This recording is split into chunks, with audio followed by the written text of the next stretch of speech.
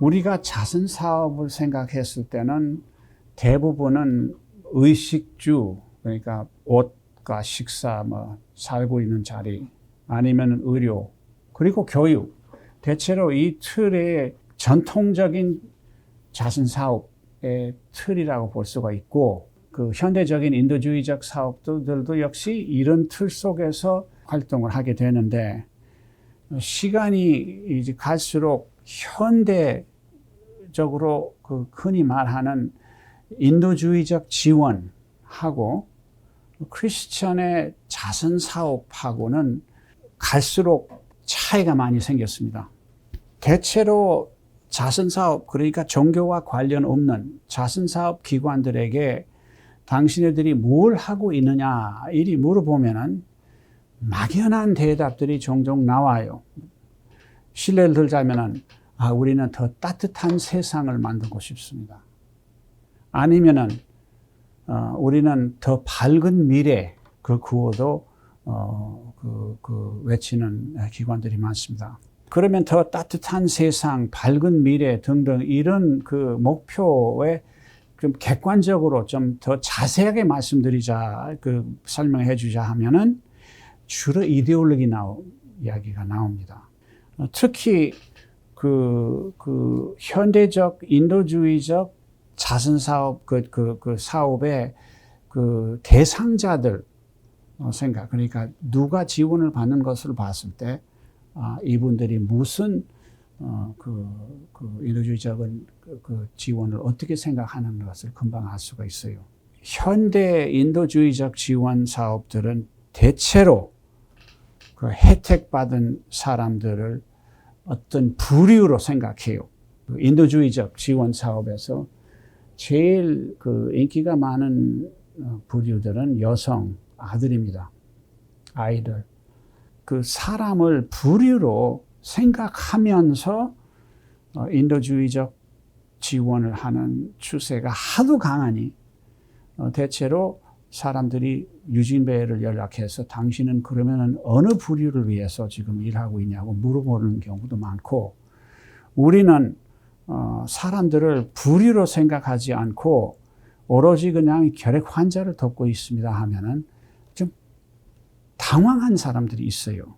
어떤 분들은 결핵 자체가 가난한 사람 병인 줄 아는데 사실은 다이어트 많이 한 사람들도 결핵 많이 걸려요. 그래서 결핵이라는 것은 누구나 걸릴 수 있는 병이기 때문에 이런 부류하고는 그렇게 큰 관계가 없습니다. 어쨌든 간에 오늘날에 인도주의적 지원을 했을 때는 사람을 부류로 만들고 생각하고, 그리고 사실 이데올로기를 중심으로 목표를 선택하고, 그리고 정부나 국제기구가 앞서간 그런 추세가 강합니다. 크리스찬의 자선 사업하고는 이런 추세들이 많이 다릅니다. 마태복음 17장 12절처럼 남에게 대접을 받고자 하면은 너희도 남을 대접해야 한다. 마태복음 12장 29절에서 31절에 보면, 첫째는 마음에 다하고 목숨을 다하고 뜻을 다하고 힘을 다하면서 하나님을 사랑하고, 둘째는 나의 이웃을 내 자신같이 사랑하라. 성경 구절들이 크리스천의 자선 사업의 기초라고 볼 수가 있어요. 그런데 이것을 풀어보면은 현대적인 자선 사업과의 그 차이를 크게 볼 수가 있어요. 첫째는 개념, 이데올로기에서 시작되지 않아요. 관계에서 시작돼요. 크리스천 자선 사업은. 하나님과 나의 관계, 그리고 나는 내 이웃하고, 그냥 사람이라는 개념이 아니라 나와 내 이웃이 관계가 있기 때문에 그 이웃을 내가 챙겨줘야 된다는 아주 기본적인. 두 번째는 오늘의 인도주의적 지원에서는 대부분은 사실은 세금에서 자원이 들어오게 되죠. 국제기구들도 마찬가지고, 그리고 큰 기업들이 했을 때는 사람 개별적으로 접근해가지고 그 사람 뜻을 말하자면 고객의 뜻을 묻고 하는 것이 아니라 그 이익에서 그 회사가 나오는 이익에서 하기 때문에 그 반면에 기독교의 자선사업은 개별적으로 자발적으로 사람이 의지가 있어서 돈을 모아가지고 하는 것이기 때문에 굉장히 차이가 큽니다. 그리고 크리스찬들은 하나님 때문에 사람에게 자비를 베푸는 것이 그 신자의 입장입니다. 그 크리스찬의 자선사업에 하나님과 나의 관계에 뿌리를 그 기초를 두는 것이 훨씬 더 든든합니다. 그리고 네 번째는 도움을 주었을 때 그 사람을 신으로 생각해서는 안 되고 그 반면에 짐승으로 생각하지 않고 오로지 사람으로만 생각하는 것입니다. 그래서 그 자선사업이라는 것은 그 사람의 그걸 말하자면은 그 가치를 그 정확히 이해하면서 하는 것이 그 진실한 크리스찬의 자선사업이다. 성경 말에 의하면은 우리가 대접받기 위할 우리가 그런 처지에 있다면은 받고자 하는 대접으로서 남을 해야 된다는 것은 참 저한테는 큰 교훈이었어요. 왜?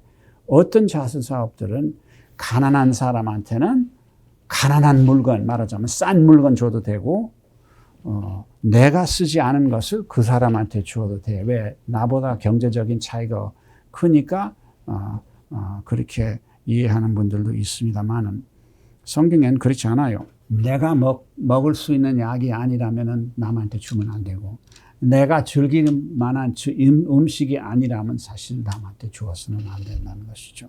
마지막 이웃이라는 재미있는 개념이 성경에서 중요한 역할을 합니다. 인간관계는 항상 복잡하고 자기와 가까운 사람이 자기 제일 좋은 친구도 될 수 있는 동시에 자기 제일 싫어하는 사람도 될 수 있어요. 그런데 성경에서는 내 이웃을 내 몸처럼 사랑하라고 했을 때는 그 이웃이 역시 내 원수까지 포함이 되어 있어요. 인간관계에서는 가장 어려운 것 중에 하나는 나를 싫어하거나 해친 사람에게 은혜를 베푸는 것입니다. 그러나 성경에서는 하나님을 위해서 하는 거기 때문에 원수도 배고플 때 먹일 그 책임이 있고 다쳤을 때 내가 치료할 책임이 있다. 사실상 적십자가 크리스찬들이 적군을 치료하는 데에서 적십자가 시작이 됐다고 생각하면 아마 과언은 아닐 겁니다. 그러면 왜 이런 게 중요하냐? 일반 인도주의적 지원보다 크리스찬의 자선사업이 훨씬 나아요. 그것은 내 개인의 판단만 아니라 받는 사람 입장에서도 금방 생각해 보면 왜 이것이 나은지를 알 수가 있습니다. 두 번째는 많은 나라들에서는 그 일반 자선사업에 대한 그 이념과 목표를 원치 않게 생각해서 안 받겠다는 사회들이 요즘 많이 생겼습니다. 왜냐하면 현대적인 인도주의적 지원은 정치성이 뛰기 때문에 불가피 그 어느 사회에 그 말하자면 변화를 기대하면서 그들 받는 사람 입장에서는 내부 간섭으로 보이기가 참 쉽습니다. 그리고 세 번째는 크리스찬 자선사업이 없더라면 유진벨도 존재하지 않았겠지만 연세대도 존재하지 않았을 겁니다. 이 자선사업이라는 것을 그냥 너무 쉽게 생각하지 말고 깊게 분석해서 우리의 귀한 전통을 더 애호하고 지켰으면 참 좋겠습니다. 감사합니다.